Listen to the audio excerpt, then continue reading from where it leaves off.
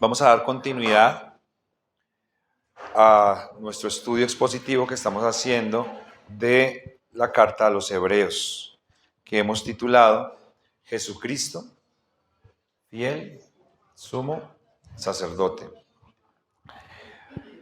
El día de hoy nos corresponde finalizar este capítulo 11 que nos ha traído tanto aprendizaje, que nos ha ocupado bastante tiempo y que se centró en el tema de la fe.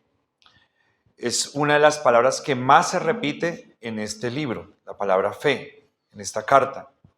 Entonces, vamos a terminar haciendo como una conclusión de todo lo que se dijo, así lo está expuesto en el texto, para comenzar pues con el nuevo tema que nos va a irradiar en el capítulo 12. Entonces, Hebreos capítulo 11, versículos 39 y 40. Vamos a leer todos, por favor, en voz alta. Los niños lean, por favor, para que hagamos todos un ejercicio coral leyendo la palabra de Dios. Dice: y todos estos, aunque alcanzaron buen testimonio mediante la fe, no recibieron lo prometido, proveyendo Dios alguna cosa mejor para nosotros, para que no fuesen ellos perfeccionados aparte de nosotros. Amén. Entonces, el versículo que estudiamos la semana pasada, el 38, nos estaba hablando de un segmento de personas que ocupan un lugar en el mundo. ¿Se acuerdan quiénes son ellos? ¿O cómo los menciona? El mundo, ¿cierto? El mundo. ¿Y quién es el mundo? ¿Quiénes? Los que no hacen parte de la simiente de la mujer, sino que son la simiente de la serpiente que se habló en Génesis 3, capítulo 15, versículo 15. Nos dice la historia que hay dos tipos de personas en la humanidad desde el comienzo. Dos tipos de personas siempre han caminado por la tierra y se definen, hay diferentes formas de definirlos, pero son formas claras, ¿sí? No son formas abstractas, son formas muy, muy distintivas. Entonces, unos son los hijos de la serpiente, Génesis 3:15, que se llaman preordenados para la perdición, que se les llama hijos de Satanás, que les dijo Juan el Bautista, generación de víboras, que les dice incrédulos, les dice impíos, y bueno, hay una cantidad de calificativos para ese segmento. Pero hay otro segmento, que es el segmento del pueblo de Dios. Acuérdense que, por ejemplo, habla Mateo 25, dice que llegados al reino de los cielos, él dice, bienvenidos las ovejas, los salvos, a la derecha, y las cabras, a la izquierda. Los que no son mis hijos ocupan otro lugar. Hay una distinción dual que se mantiene a lo largo y ancho de toda la Escritura, y nosotros tenemos que tenerla ahí con precisión para que nosotros no nos confundamos. Entonces, en el pueblo de Dios, pues es el pueblo de Dios, son los elegidos, son los escogidos, son los predestinados para vida eterna, son los salvos. ¿Cómo más nos menciona la Biblia? ¿Cómo la Biblia habla de nosotros en las Escrituras? Apartados, los santos, los de la fe. Sí, acuérdense que la fe solamente corresponde al pueblo de Dios. No hay no hay una persona que se pueda decir que tiene fe y que no fue predestinado para salvación. Entonces, en el versículo 38 se está hablando del mundo, es decir, una vertiente de las personas que caminan por este mundo. Pero en el versículo 38 y 39, perdón, 39 y 40, va a hablar de la otra vertiente, de los cuales el mundo no era digno, errando por los desiertos, por los montes, por las cuevas y por las cavernas de la tierra. Es decir, el mundo los calificó como indignos. Pero volviendo a estos que han sido descalificados por el mundo, vamos a empezar a trabajar lo que nos va a decir los versículos 39 y 40. Entonces, el título de la enseñanza de hoy, hermanos, es Providencia para los escogidos. Providencia para los escogidos. Entonces, providencia para los escogidos. Entonces, esto que yo les acabo de decir es muy necesario que lo tengamos en cuenta, porque cuando nosotros nos acercamos a la Biblia, para nosotros a veces no es difícil entender que la Biblia es la palabra de Dios. No es difícil entender que la Biblia pues, es una dirección segura para nosotros. Pero a veces nos cuesta pensar en que la Biblia no fue escrita para todo el mundo. Que la Biblia no es un mensaje para todas las personas que están en la tierra, no. Sino que la Biblia en algunos momentos le habla a las personas que no son creyentes.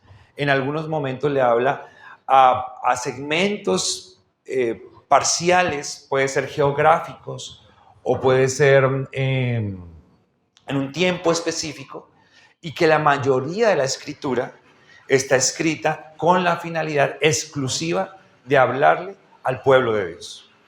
Y eso es interesante que nosotros lo entendamos. Este libro, por ejemplo, ha sido titulado, que es un texto a los hebreos, y es un libro que está dispuesto para los hebreos que eran cristianos en el primer siglo. No era para todos los hebreos, era para los que habían creído en Cristo y que están siendo expuestos a toda esta temática que está dando el autor. Entonces, eso es importante que nosotros lo podamos tener presente siempre que nosotros vamos a leer las Escrituras. Entonces, en el versículo 39 va a retomar la expresión que dio de que nosotros fuimos, o que nosotros no, las personas del Antiguo Testamento, específicamente aquellos de quienes se habló en el capítulo 11, que fueron expuestos en la pasarela de la fe que nosotros los estuvimos estudiando, nos va a decir en el versículo 39 que, distinto a lo que pasa en el versículo 38, que el mundo los maltrató, los ultrajó y los tuvo como algo despreciable, distinto a eso, el versículo 39 nos va a decir que para Dios ellos son vistos de una manera completamente opuesta. Y que mientras el mundo que no era digno de que ellos caminaran por la tierra, y el mundo que se indignó de verlos caminando por la tierra, los vio con malos ojos, mientras eso sucede, Dios al mismo tiempo los va a ver con unos ojos distintos.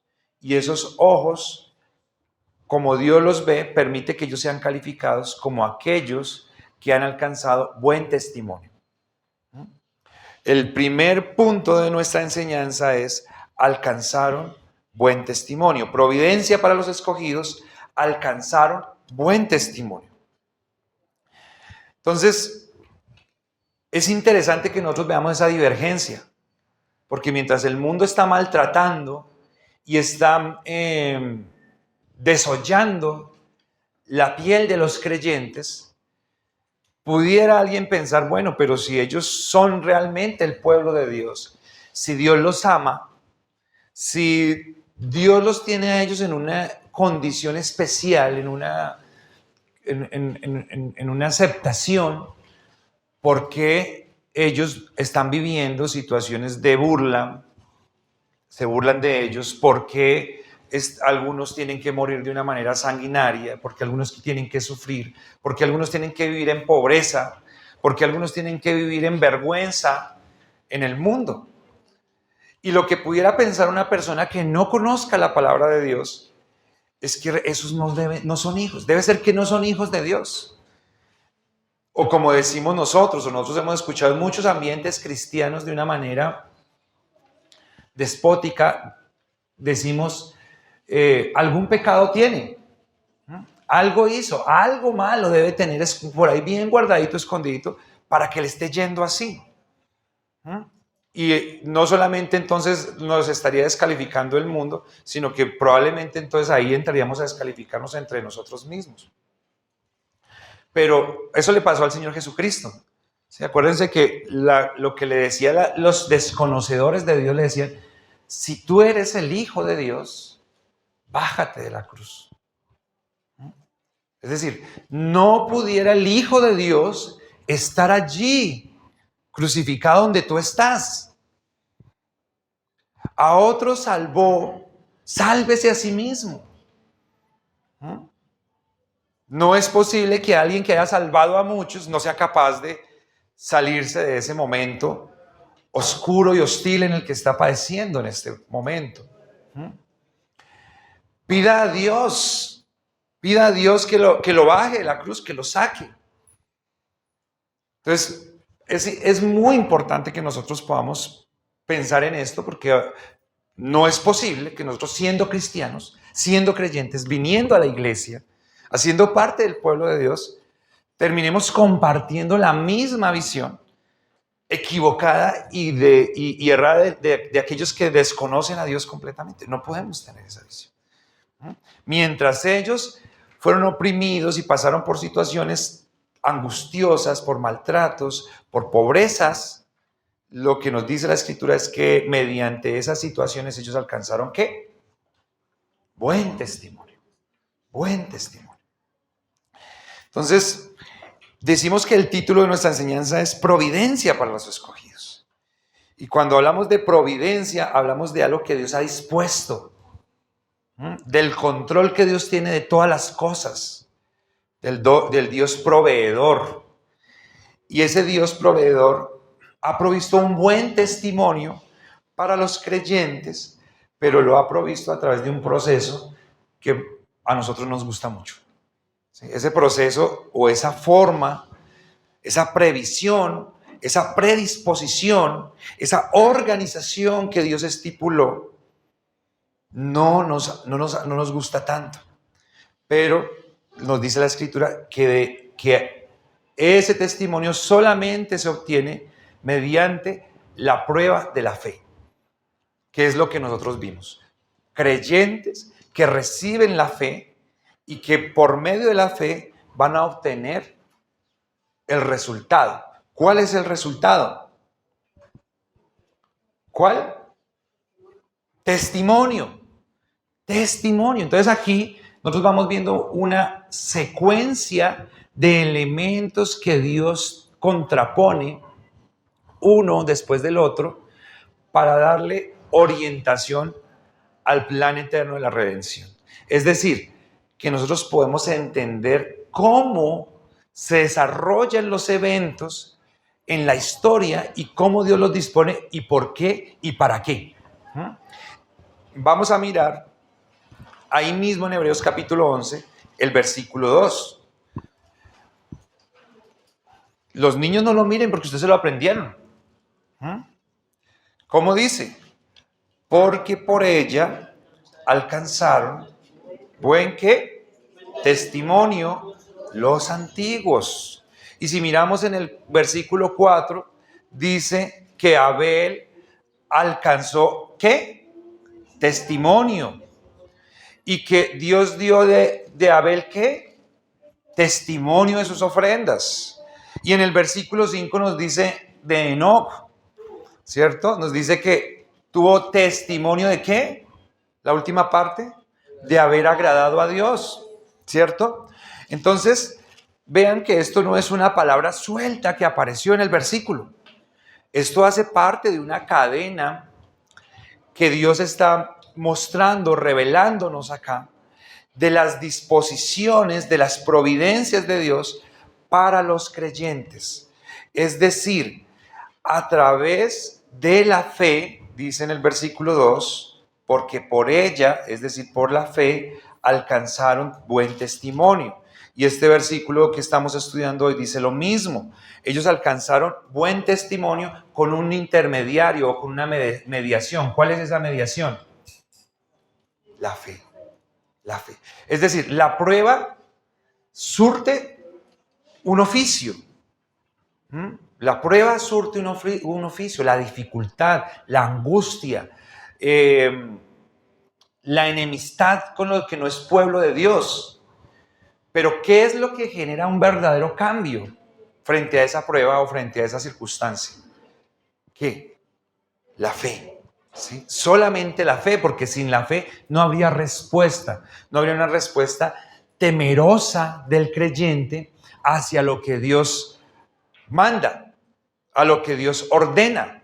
Sin la fe no se puede. Por eso dice acá Hebreos 11, sin fe es imposible agradar a Dios. Versículo 11:7 dice,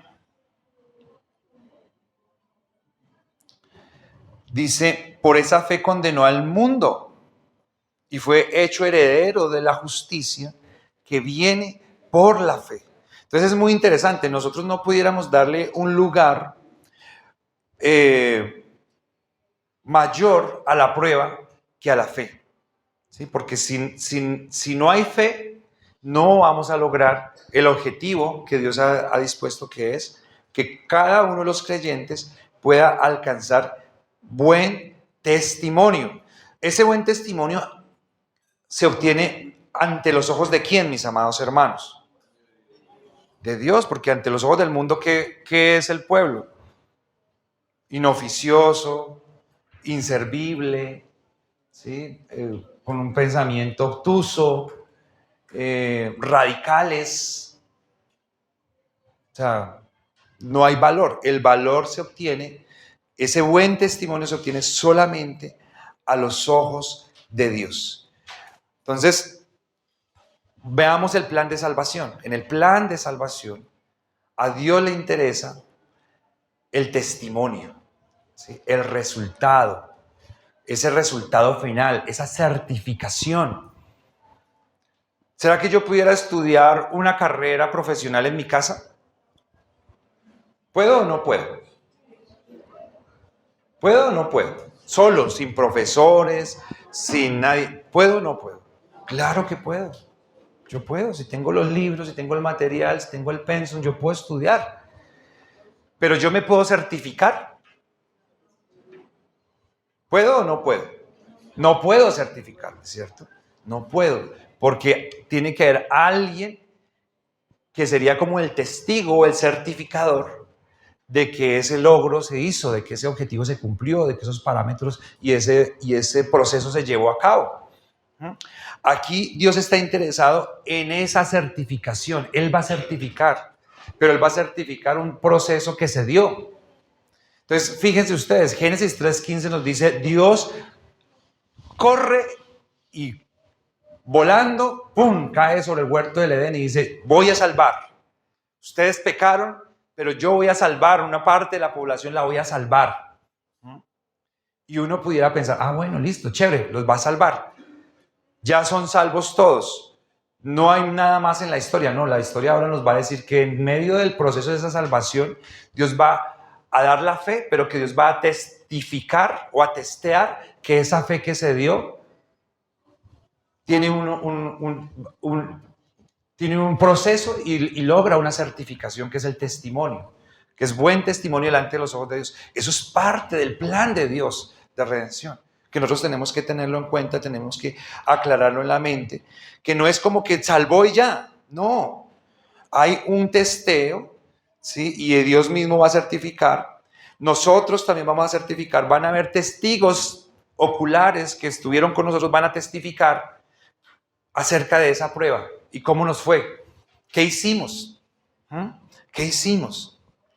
Así cuando el Señor Jesucristo venga en su segunda venida, aquellos que le dijeron bájese de la cruz, si usted es el Hijo de Dios, bájese, van a decir, si era el Hijo de Dios, si era Dios, si era, y van a tener que también dar testimonio. Entonces, yo les he hablado a ustedes de que la historia de la redención es como un gran evento jurídico en el mundo, ¿no? Donde nosotros tenemos un juez, tenemos un abogado, hay un trono en el reino de los cielos, se dice que Satanás es un acusador, ¿cierto? Que está acusando de día y de noche. Y también nos está hablando en este caso, nos está hablando de testimonio, que tiene que ver con testigos. Alcanzaron buen testimonio. Acuérdense que también en este tribunal hay una ley, ¿cierto? Hay una ley expuesta, una ley precisa para ese juicio final. Entonces, esto nos habla de un proceso, nos habla de un orden, ¿sí? A nosotros nos gusta el Dios mágico, el Dios que salva de un momento a otro y ya no hay nada que hacer. Pero lo que nos dice a nosotros la Escritura es que en toda la historia, aquí nosotros nos dio un paseo de Hebreos desde los hijos de Adán y Eva, ¿cierto? Desde Caín y Abel, estamos acá en el primer siglo, porque en el versículo 40 va a decir, habiendo prohibido una cosa mejor para nosotros, se incluye el autor. O sea, ¿qué paseo nos ha dado histórico? Y en ese paseo histórico nos está diciendo del papel que va a tener transversal la fe, transversal la prueba, transversal el testeo. Es decir, hay un orden, un orden regular, un orden continuo que Dios ha dispuesto para todo el plan de salvación, para todo el orden de la salvación. Entonces, ese sería el primer punto, mis amados hermanos. Alcanzaron buen testimonio. Ahora vamos a mirar el segundo, que es no recibieron lo prometido. En la providencia de Dios, en el plan de Dios, en la estipulación de Dios, está el plan así. Él va a dar la fe, va a desarrollar la fe, van a haber pruebas y se va a dar testimonio, ¿sí? Va a haber un testimonio, ese testimonio es delante de Dios. Pero en ese plan está que los creyentes, aquí hablando del Antiguo Testamento, está hablando de todos los que se hablaron en Hebreos 11, no alcanzaron, no recibieron lo prometido. No recibieron el grueso de la promesa que Dios les dio. Vamos a mirar ahí en el versículo 39, la segunda parte. Dice, y todos estos, aunque alcanzaron buen testimonio mediante la fe, no recibieron lo prometido. No recibieron lo prometido. Versículo 13, miremos Hebreos 11, 13. Porque esta es una conclusión y acá nos está trayendo recorderis de cosas que se hablaron ya en el capítulo 11. Dice, conforme a la fe, murieron todos estos sin haber recibido ¿qué? Lo prometido, sino mirándolo de lejos y creyéndolo y saludándolo y confesando que eran extranjeros y peregrinos sobre la tierra. Esto es muy interesante, hermanos, porque si ustedes se fijan, por ejemplo, ahí en Hebreos 11, miren por ejemplo, para como revisión ahí somera, en el versículo 33, dice que por fe conquistaron reinos, hicieron justicia y alcanzaron ¿qué? Promesas. Es decir, está en plural. Y es importante que hagamos esa diferenciación, porque nosotros podemos decir, ¿cómo así? O sea, que uno sirve a Dios y uno no logra nada, o sea, Dios le promete a uno y no cumple nada. No, Dios cumple muchas cosas. Hay muchos beneficios, hay muchas bendiciones, muchas cosas que Dios otorga a los creyentes en vida. Multitudes de bendiciones Dios nos otorga por la familia, en la salud, a veces progresos en el trabajo, a nivel financiero. Bueno, muchas cosas se ven, pero no es el objetivo final. El objetivo final no es el bienestar terrenal, no es el bienestar que nosotros podamos tener por medio de las cosas materiales que nosotros disfrutamos, por medio de las experiencias. Recordemos que vivimos un tiempo, un mundo que nos habla de experiencias, ¿cierto? Disfruta el hoy, disfruta de la ahora, no dejes para mañana lo que puedes disfrutar hoy, compre a crédito hoy y va pagando en 2, 3 años.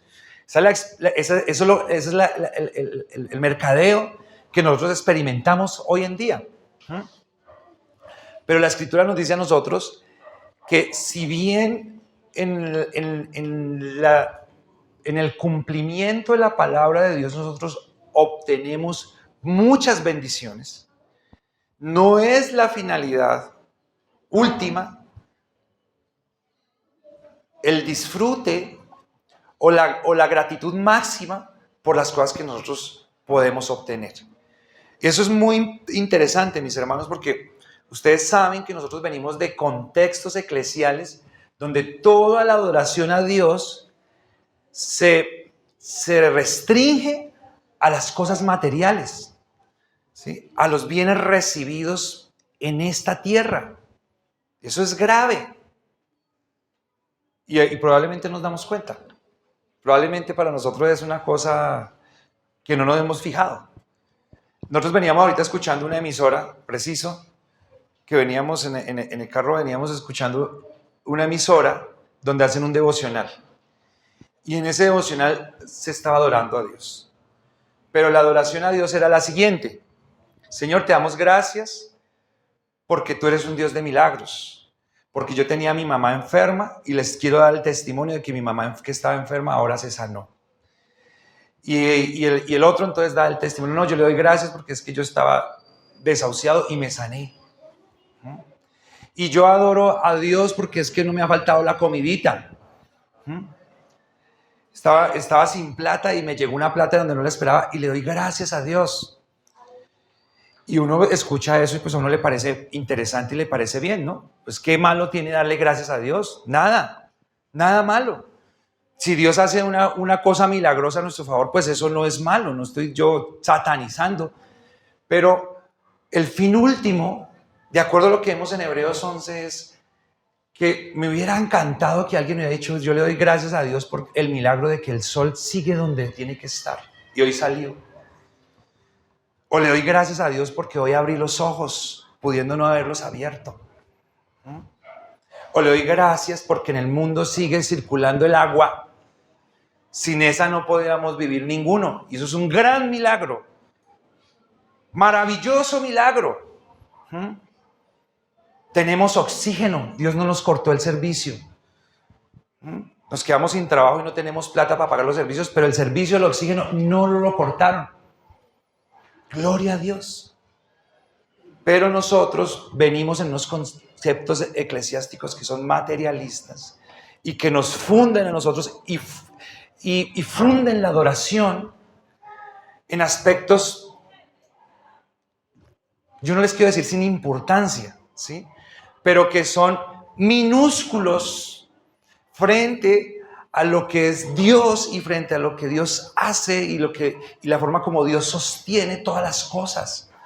O sea, realmente es una forma de minimizar la obra de Dios. Si nosotros tenemos que darle gracias a Dios, lo primero que tenemos que darle gracias es por nuestra salvación, por la salvación de nuestra alma, por conocer el Evangelio, por la salvación que le ha dado a nuestros seres queridos. Eso es lo primero. Pero nosotros, ¿qué es lo que le decimos? Gracias a Dios porque hoy hubo comida. Normalmente, ¿cierto? Lo más común que nosotros decimos: gracias, Señor, porque hoy pudimos comer, porque dormimos, porque descansamos, porque estamos sanos. Pero hay cosas mayores. Entonces acá nos está haciendo esa referencia. Lo que son las promesas, lo que son el cúmulo de bendiciones que Dios otorga, pero lo que es lo verdaderamente importante. Lo verdaderamente importante tiene un nombre, un único nombre, y se llama Jesucristo. Prometido en Génesis 3:15. La simiente de la mujer va a darle un golpe mortal a la simiente de la serpiente. Y ese se llama Jesucristo. La serpiente también lo va a herir en el calcañar. ¿A quién? A Jesucristo. Romanos, el apóstol Pablo nos dice, si cuando habla de simiente, está hablando de uno, no de muchos. Entonces,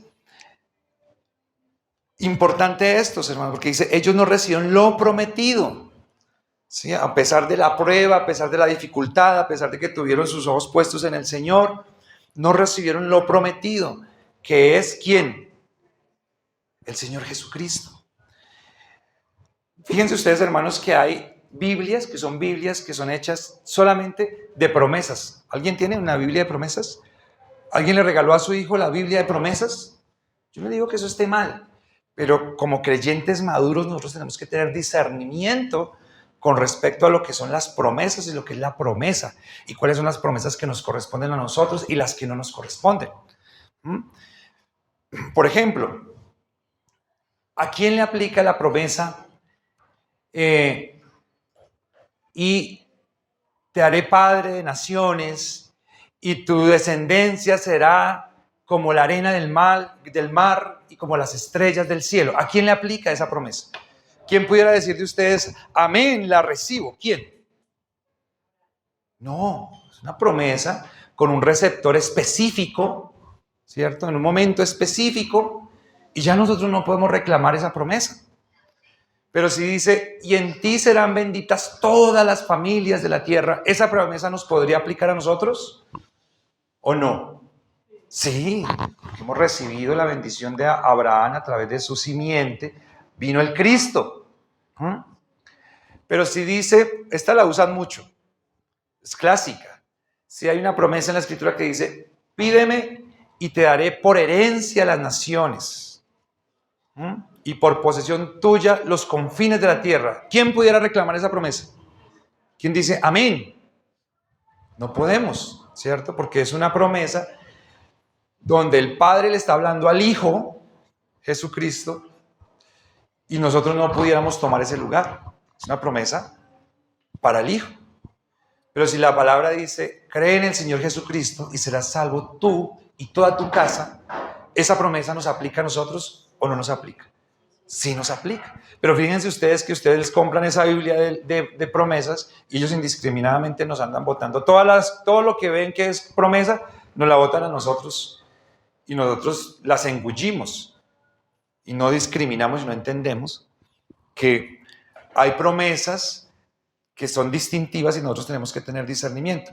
Pero hay una promesa única que se nos ha dado a nosotros, que es Cristo. Y dice que estos del Antiguo Testamento no pudieron recibir lo prometido, ¿sí? No lo pudieron ver, vieron una parte en todos los aspectos, porque por ejemplo a Abraham le dijeron, voy a hacer tu descendencia como las estrellas del cielo, y él ¿a cuántos vio? ¿Cuántos hijos vio él? 7. Si no estoy mal, me corrigen. Si no son 7, son 8. No vio más. De pronto vio unos nietecitos, probablemente. Pero no vio más. No vio como las estrellas. Entonces, es importante que nosotros podamos centrarnos en la Escritura y comprender que la promesa de la que está hablando acá en este versículo es nada más y nada menos que del Señor Jesucristo. Cuando nosotros estudiamos esta palabra que dice prometido acá, esa palabra prometido quiere decir anunciado. ¿Sí? Digamos, acordémonos que en estos idiomas originales hay diferencias grandes con respecto a nuestro idioma, al español. Incluso en idiomas que se hablan en este momento, con respecto al español hay grandes diferencias porque el idioma español es muy extenso. Y el hecho de que sea un idioma tan extenso permite que nosotros tengamos múltiples palabras para detallar cosas que en otros idiomas no existen. Se tienen que utilizar palabras de forma más genérica. Entonces, para la persona que tradujo, para acercarnos un poco más al texto, nos dice de esta palabra que es prometido, ¿sí? Para acercarnos, porque el que lo dijo es tan serio que nosotros lo podemos tomar como una promesa. ¿Quién fue el que lo dijo? Dios. El que da las promesas en la Escritura es Dios. Entonces nosotros lo podemos tomar como una promesa. Pero en el original no dice promesa. En el original dice anunciado. Dios anunció muchos aspectos de su plan de redención, pero nosotros al leerlos y saber quién lo dice, nosotros los tenemos que tomar con toda la seriedad y nos podemos apropiar de ellos como si fuera una promesa. ¿Por qué? Porque lo dijo Dios. Y Él es fiel y Él no incumple absolutamente nada de las cosas que Él ha dicho. Entonces, ellos no recibieron lo prometido, pero ellos no se fueron de este mundo defraudados, pensando que no iban a poder obtener las cosas que ellos recibieron en el anuncio, sino todo lo contrario. Ellos se fueron con toda la certeza, con toda la seguridad de que ese suceso se iba a dar. De hecho, en Hebreos capítulo 11 nos muestra cómo algunos de ellos le hablaban a las segundas generaciones, a las siguientes generaciones, de esa promesa y las transmitieron de una generación a otra, que tenían la convicción completa de que esa promesa, que era el Cristo, la experimentarían o se cumpliría en un momento determinado. Entonces, como estamos hablando de un plan completo, cuando nosotros pensamos en lo que Dios está haciendo y cómo Él lo está haciendo, nosotros tenemos que pensar, bueno, ¿y qué propósito tiene en el plan de Dios que nosotros suframos? Que nosotros le tengamos que orar a Dios y decirle, ay, Dios mío, me duele. Padre Santo, me duele. ¿Por qué lo permites así? No me gusta tanto. ¿Qué propósito tiene eso en el plan? Uno, ya lo dijimos, que es que tengamos testimonio, ¿cierto? Pero eso sería un plan muy, muy dispuesto, pues, en el plazo del plan como tal. Pero en el largo plazo del plan general de Dios, ¿qué significado tendrá eso? Nosotros tenemos que darle significado a eso, porque si no, entonces nosotros podemos pensar, no, es que Dios es como que se satisface en el mal, en el sufrimiento, en la angustia, en el padecimiento. Y no es así. Hay un conocimiento. Parece que todo lo que se nos está otorgando a través de la experiencia en la vida nos da un conocimiento. Y ese conocimiento nos va a servir no solamente para esta vida, sino para la próxima. Y yo les decía a ustedes creen, en alguna otra predicación les decía, ustedes creen que si nosotros, después de todo lo que hemos aprendido y todo lo que hemos vivido, y viene el Señor hoy nos lleva y estamos en la vida eterna, y vuelven y nos ponen un árbol y nos dicen, no puede comer de ese árbol, así venga una serpiente que nos hable de bonito, ¿lo saboreamos? No, porque no puede ser que toda esta historia la hayamos pasado sin aprender nada. No es posible. Hay propósito en el plan de Dios. Hay propósito en lo que Él está haciendo con su pueblo. ¿Ese propósito cuál es? Según nos ha dicho Hebreos repetidamente, el perfeccionamiento. El perfeccionamiento es el cumplimiento de los requisitos hasta llegar al perfil exacto. Acuérdense que Hebreos nos ha dicho que hasta el Señor Jesús se tuvo que perfeccionar. ¿Cómo se perfecciona el santo? ¿Cómo se perfecciona el divino? ¿Cómo se perfecciona el eterno? No es porque le falte algo, sino porque Él tenía que venir a cumplir con varios aspectos de la ley, y solamente hasta el momento en el que los cumplió estuvo perfecto o completo para poder morir en la cruz. ¿Sí? Tenía que nacer de una virgen, tenía que vivir una vida sin pecado, tenía que ser ese cordero perfecto de Dios, pero tenía que pasar ese tiempo para que Él estuviera perfecto y listo, o perfecto y no listo personalmente, sino con los requerimientos necesarios para poder hacer ese sacrificio. Se perfeccionó. Nosotros, para llegar al reino de los cielos, tenemos que irnos perfeccionando. Y ahí ya me pasé al tercer punto, mis amados hermanos, perdónenme. El tercer punto de la enseñanza es perfección conjunta. Perfección conjunta. Dice el versículo 40. Proveyendo Dios alguna cosa mejor para nosotros, para que no fuesen ellos perfeccionados aparte de nosotros. Entonces, ¿qué ha provisto Dios, mis amados hermanos? ¿Qué ha provisto Dios que es mejor para nosotros que para estos personajes de Hebreos 11 que nosotros hemos estudiado y que hemos meditado y que hemos pues examinado. ¿Qué podrá haber mejor que Dios haya preparado para nosotros que para ellos? Sí, porque acá lo dice el texto. Dice, proveyendo Dios alguna cosa mejor para nosotros. ¿Qué será? Acuérdense que ellos recibieron una promesa, ¿cierto? Pero nosotros recibimos el cumplimiento, ¿cierto? El cumplimiento. ¿Y cómo se llamó ese cumplimiento? Jesucristo, ¿sí? Jesucristo. Y nosotros podemos decir, no, pero ese cumplimiento lo vieron los apóstoles porque ellos caminaron con Él, porque ellos hablaron con Él, porque ellos escucharon su voz, porque ellos supieron todo lo que Él hacía así, de tú a tú. Pero este autor que nos está hablando, él no estuvo con el Señor. Él es una segunda generación de cristiano. Y él habla de los milagros y las maravillas que se hacían allá, como algo que sucedió en un momento pasado, pero que él no experimentó. Venga a ver si yo les doy ese versículo, porque de pronto les haga falta echarle una miradita. Espérense a ver si lo encuentro así rápidamente, porque no lo preparé. En el versículo 4 del capítulo 2, el autor de Hebreos dice, testificando Dios juntamente con ellos, con señales y prodigios y diversos milagros y repartimientos del Espíritu Santo según su voluntad. No dice testificando Dios juntamente con nosotros. Él no fue de la generación de los que disfrutó de los grandes milagros, de los grandes prodigios, de las grandes maravillas de los apóstoles del primer siglo, sino él fue de la segunda generación, que ya no experimentaron ese despertar que Dios predeterminó en ese momento para que creciese el mensaje del Evangelio y la gente lo creyese. Entonces, dice acá que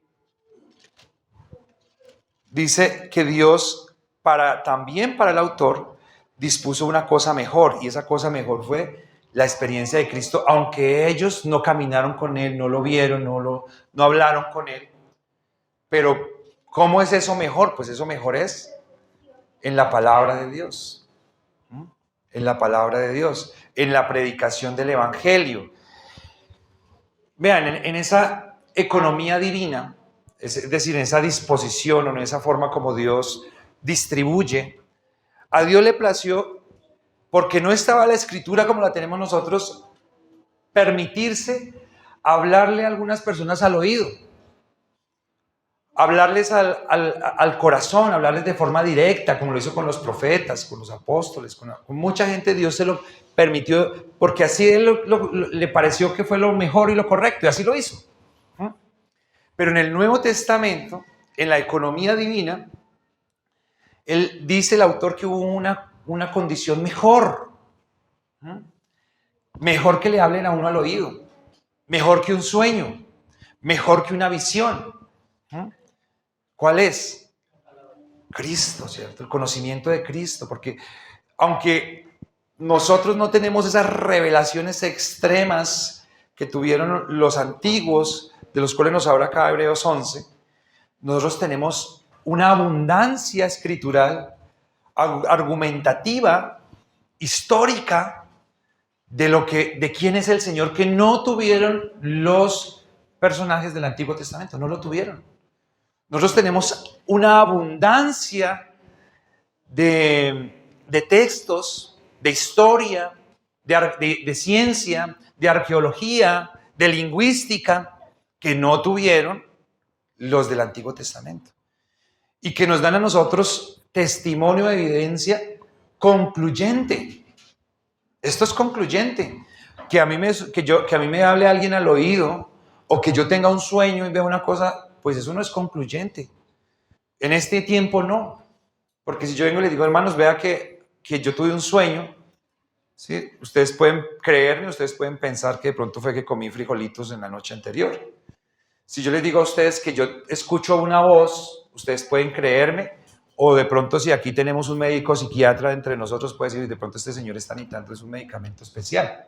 En ese momento no, ¿cierto? Pero en este momento nosotros tenemos una evidencia concluyente, porque todo la podemos estudiar y todos podemos concluir que Cristo es una realidad en el mundo. ¿No? Y eso dice el autor que es mejor. ¿No? Proveyendo Dios una cosa mejor para nosotros. Dice la segunda parte, para que no fuesen ellos perfeccionados aparte de nosotros. Entonces, esta palabra proveyendo es la que le va a dar el título a nuestra enseñanza. Provisión providencia para los escogidos. La palabra providencia viene de esta palabra que tenemos acá, proveyendo, que en el griego es problepo y está compuesta de dos palabras. Una que es el prefijo, que es pro, que quiere decir antes, y blepo, que quiere decir ver. Ver antes. ¿Sí? Proveyendo Dios algo, ¿cierto? Proveyendo alguna cosa mejor. Es decir, Dios que ve todas las cosas desde antes, propuso o predispuso toda la secuencia de eventos que se han desarrollado en la historia. ¿Qué dispuso Él? Dispuso que mediante la fe y la prueba alcanzáramos buen testimonio. Dispuso también que no alcanzáramos la promesa perfecta. Ya les voy a acabar de explicar esa parte. Y dispuso también que todos nos perfeccionáramos juntamente.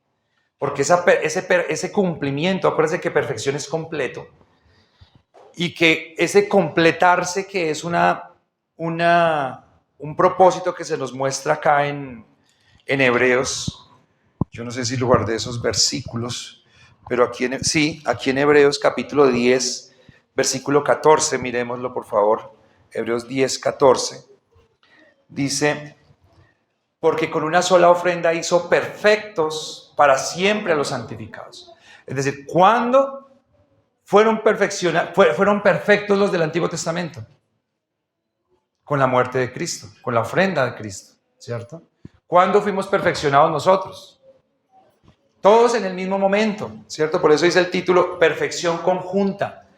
No es mejor lo que vivieron ellos en Hebreos 11 y en el Antiguo Testamento. No es mejor lo que estamos viviendo nosotros.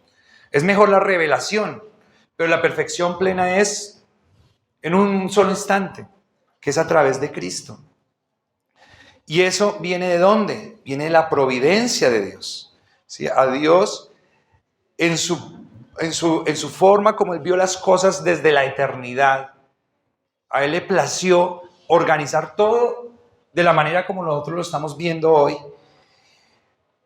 Y eso tiene que tener importancia para nosotros, porque no simplemente Él despóticamente organiza, sino que Él generosamente nos enseña a nosotros ese plan.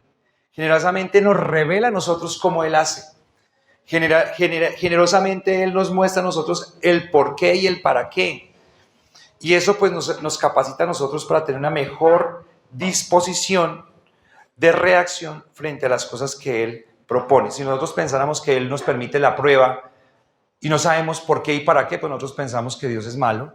Nosotros pensamos que Dios se satisface en la angustia. Nosotros pensamos que Dios se ensañó conmigo personalmente. Pero si yo entiendo que es parte del plan de Dios para perfeccionarnos y presentarnos perfectos en Cristo y prepararnos perfectos para esa vida eterna, pues nosotros podemos asumir una actitud distinta frente a la prueba, frente a las dificultades, frente a las luchas, frente a las cosas que no comprendemos y que no nos gustan. Proveyendo, de ahí viene esta palabra de providencia. ¿Sí? Ver antes. ¿Cómo lo explicamos? ¿Cómo explicamos la providencia? Explicamos con este ejemplo. Supongamos que usted todos los días, todos los meses hace un mercado de X cantidad de dinero para su alacena y le tiene que durar un mes. Pero resulta que a usted le dicen, vea, a partir de ahora le vamos a poner en el trabajo un casino y le vamos a dar el almuerzo. ¿Será que usted al siguiente mes hace la misma cantidad de mercado que usted que usted venía haciendo regularmente antes? No, ¿por qué? Porque va a necesitar menos comida, ¿cierto? O sea, es una administración. La provisión es una consecuencia de ver previamente, ¿cierto? Usted sabe qué es lo que va a suceder y entonces usted reacciona de acuerdo a ese conocimiento y organiza, dispone, economiza, ¿cierto? Esa es la providencia de Dios. La forma como Dios, en su capacidad de ver toda la historia en un primer plano, desde el primer día hasta el final, Él dispone e incide en cada situación para que se cumpla su propósito, se cumpla su plan, y nada de lo que Él ha dispuesto se frustra. Todo lo que Él ha determinado se cumple, porque Él es Dios perfecto, Él es Dios providente, proveyendo Dios alguna cosa mejor para nosotros, para que no fuesen ellos perfeccionados aparte de nosotros. Entonces, miremos por favor acá en Hebreos capítulo 10, versículo 1. Dice la escritura, porque dice acá en ese 10:1, si quieren leerlo, pero dice que la ley no fue capaz de hacer perfectos a los que se acercaban a Dios. Dice también en Hebreos capítulo 9, versículo 11, dice que, a ver, déjenme yo reviso acá, en el 10:1 dice que los sacrificios, la ley teniendo sombra de los bienes venideros, no la imagen misma de las cosas, nunca puede por los mismos sacrificios hacer perfectos. En el 7, versículo 19, nos dijo Hebreos, nos ha dicho, en el 7:19, nos dijo, pues nada perfeccionó la ley. O sea, la ley no nos perfecciona, no nos puede hacer perfectos. Y nos dice también en el 7:11 que el sacerdocio del Antiguo Testamento no nos perfeccionó. Si pues la perfección fuera por el sacerdocio. Pero dice este versículo que estamos estudiando hoy que a Dios le pareció, Él previó perfeccionarnos a todos al tiempo, de una vez y para siempre, nada más y nada menos que en Cristo Jesús. Es decir, la promesa mayor que nosotros tenemos se cumple única y exclusivamente en Cristo. Y aquí quiero explicar una cosa, mis amados hermanos, porque nosotros pudiéramos pensar, bueno, pero si se cumple en Cristo la promesa y ya Cristo vino, ¿por qué seguimos sufriendo? ¿Por qué seguimos con angustias? ¿Por qué seguimos pecando? ¿Por qué seguimos con falencias? ¿Por qué seguimos con luchas? ¿Sí? ¿Por qué? Bueno, en el plan que Dios ha estipulado, en su providencia, Dios nos está presentando a nosotros que el cumplimiento total no es en esta tierra. Él nos dice, yo me voy, pero yo voy a venir por ustedes. Yo me voy, pero me voy a prepararles un lugar. ¿Sí? Y los profetas del Antiguo Testamento también nos hablan de ese lugar magnífico, donde no van a haber lágrimas, donde no va a haber sufrimiento, donde no va a haber tormento, donde no va a haber violencia, donde no vamos a ser necesitados de que nadie nos enseñe la palabra de Dios, porque la palabra va a estar escrita en nuestro corazón. Un argumento más que nos da Jeremías con respecto a que todo esto nos está enseñando a nosotros y nos está capacitando para la vida eterna, que no es sin objeto todos estos sufrimientos que nos ha traído el pecado de Adán. No es sin objeto, es con propósito. Ya no vamos a necesitar que se nos enseñe, porque ya hemos aprendido la palabra de Dios en conjunto, como pueblo. ¿Sí? Todos como pueblo hemos adquirido una capa de conocimiento. Pero entonces nos dice la Escritura que el cumplimiento, en parte, lo que llaman los teólogos, ustedes lo habrán escuchado, el ya pero todavía no, ¿sí? Es decir, tenemos una parte del cumplimiento desarrollada en Cristo, pero todavía no ha llegado la consumación. La Escritura nos habla de la consumación, es decir, de la plenitud del cumplimiento del plan. Estamos en el desarrollo aún, ¿sí? Y vimos a Cristo, pero estamos en el desarrollo. Va a llegar el momento de la consumación y allí es donde vamos a disfrutar de toda la promesa. Y les quiero poner un ejemplo porque yo sé que esto no es tan fácil. Ayer estábamos visitando con mi esposa y mis hijos a unos amigos que estaban disfrutando de su apartamento, que se lo entregaron. Y ese es un ejemplo muy bueno, porque cuando Dios nos da la bendición de poder comprar un apartamento y que lo está construyendo, es por una constructora, uno va al primer día y uno le dicen, este es el proyecto. Y usted dice, bueno, me interesa. Tiene que tener este crédito, tiene que tener este dinero. Uno hace cuentas, yo tengo esto acá ahorrado, me falta este poquito, voy a hacer un crédito en el banco, no sé qué. Ahí tiene seguro el apartamento. No, pero ya está haciendo el trabajo, va en el plan, ¿cierto? Después me aprobaron el crédito.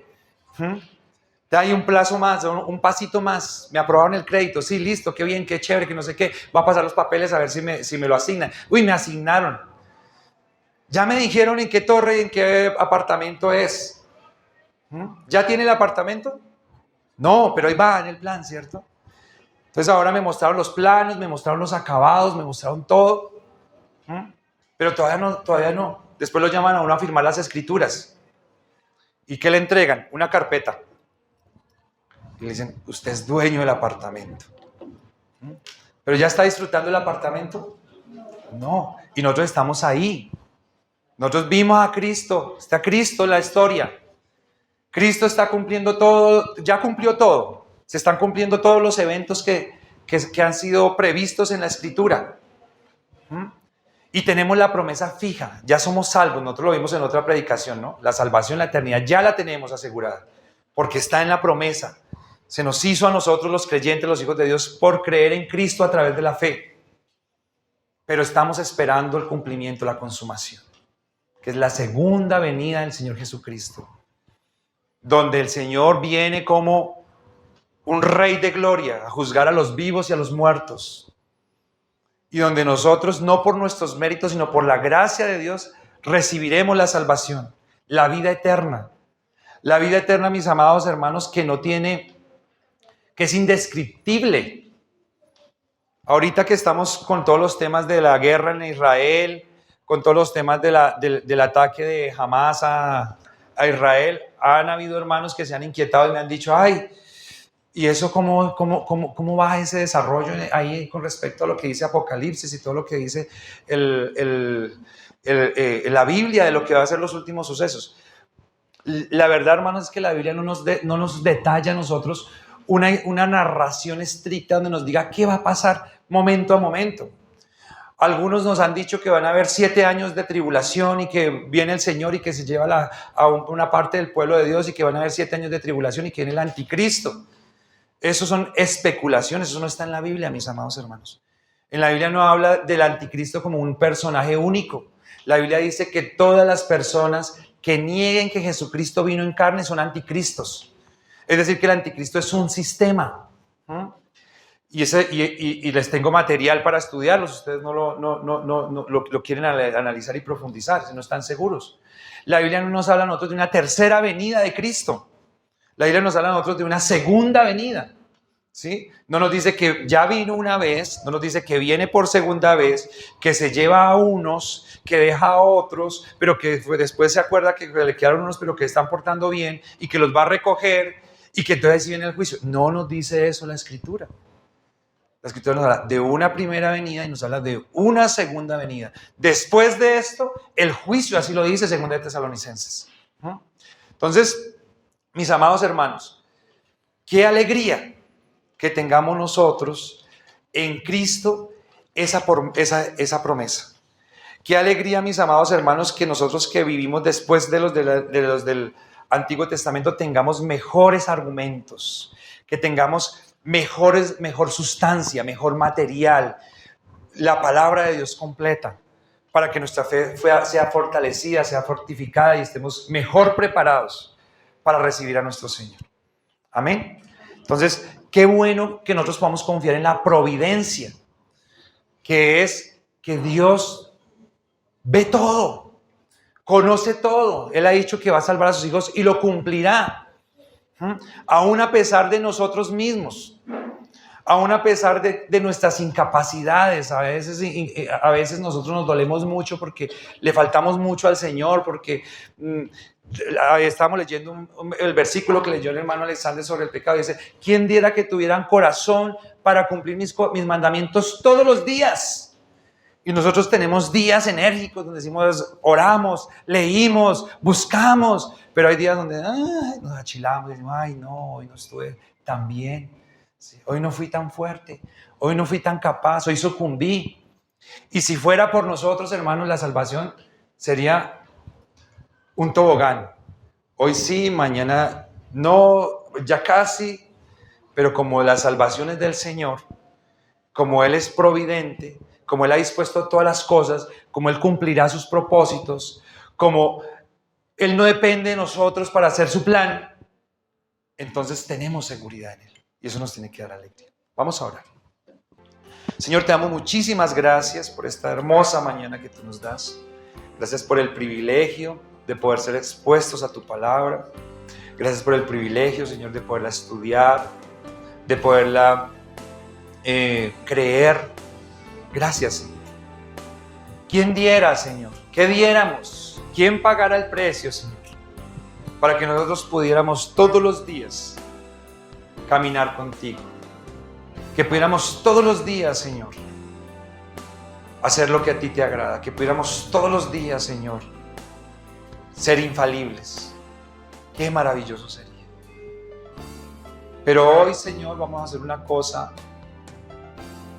que no hemos hecho antes. Nunca antes hemos hecho esto en esta iglesia. Y hoy te queremos dar gracias por tu providencia. Y te queremos dar gracias porque en esa providencia a ti te plació, Señor, permitir que aún después de recibir la fe, la salvación, el Espíritu Santo, siguiésemos presos de este cuerpo de pecado. Y hoy te queremos dar gracias por eso, Señor. No es que nos sintamos orgullosos, no es que nos sintamos a gusto, no es que estemos cómodos con el pecado y con las falencias que nosotros cometemos, porque no es así, Señor. Pero hoy te queremos dar gracias, porque al vernos pecadores y al vernos, Señor, tan falentes, no nos has dejado otra, Señor, que verte a ti perfecto, que verte a ti cumplidor, Señor, de todos los aspectos necesarios para nuestra salvación. Nos has permitido, Señor, que podamos darte la gloria única y exclusivamente a ti, que podamos comprender que nosotros no tenemos parte en esta salvación tan grande que tú nos has dado, que la única parte que nosotros entregamos es nuestro pecado, el cual no es más, Señor, que una razón de vergüenza. Gracias, Señor. Gracias por tu providencia. Gracias, Señor maravilloso, por el testimonio que nos estás permitiendo tener. Gracias por la fe que nos has dado. Ayúdanos a que esta fe, Señor, sea afirmada, sea fortalecida, sea afincada, Señor, en nuestras vidas, en nuestros corazones, para que cuando llegue el día de la prueba, el día malo, Señor, podamos estar firmes. Ayúdanos a tener testimonio para contigo. Ayúdanos, Señor, a no poner nuestros ojos en las cosas de esta tierra. Las bendiciones que nos des son bienvenidas, y lo que no nos des, Señor, tú sabes mejor que nosotros. Ayúdanos, Señor maravilloso, a sentirnos a gusto, contemplándote a ti, Señor, contemplándote en la historia, contemplándote